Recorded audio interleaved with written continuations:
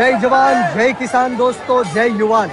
આજે ગુજરાતથી હજારોની સંખ્યામાં દિલ્હી ખાતે કોકરોચ જનતા પાર્ટીના આંદોલનને સમર્થન આપવા માટે જંતર મંતર ખાતે આપ જોઈ રહ્યા છો જે રીતના સંસદ પાછળ છે અને સમગ્ર દેશમાંથી લાખો યુવાનો જે પેપર લીક થયું અને 20 કરતાં પણ વધારે વિદ્યાર્થીઓ છે એમણે સુસાઇડ કર્યું ત્યારે આમ આદમી પાર્ટીની સમગ્ર ટીમ અહીંયા ઉપસ્થિત થઈ ચૂકી છે।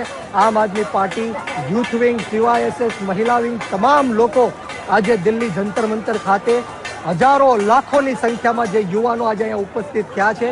તમે જે રીતના જોઈ શકો છો કે અહીંયા હજારોની સંખ્યામાં પોલીસ પણ તૈનાત થઈ ગઈ છે અને જે રીતના લાઠીચાર્જ કરવામાં આવે છે, જે રીતના અન્યાય અને અત્યાચાર કરવામાં આવે છે, આ યુવાનોની માત્ર એક જ માંગ છે કે આજે દેશના શિક્ષા મંત્રી છે ધર્મેન્દ્ર પ્રધાન એમનું રાજીનામું લ્યો, એમને પદ ઉપરથી હટાવો।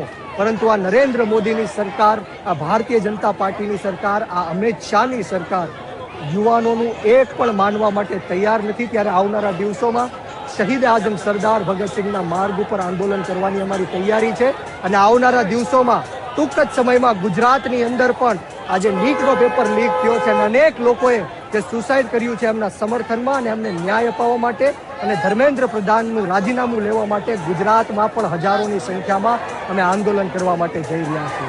જય જવાન, જય કિસાન, ભારત માતા કી જય। ધર્મેન્દ્ર પ્રધાન।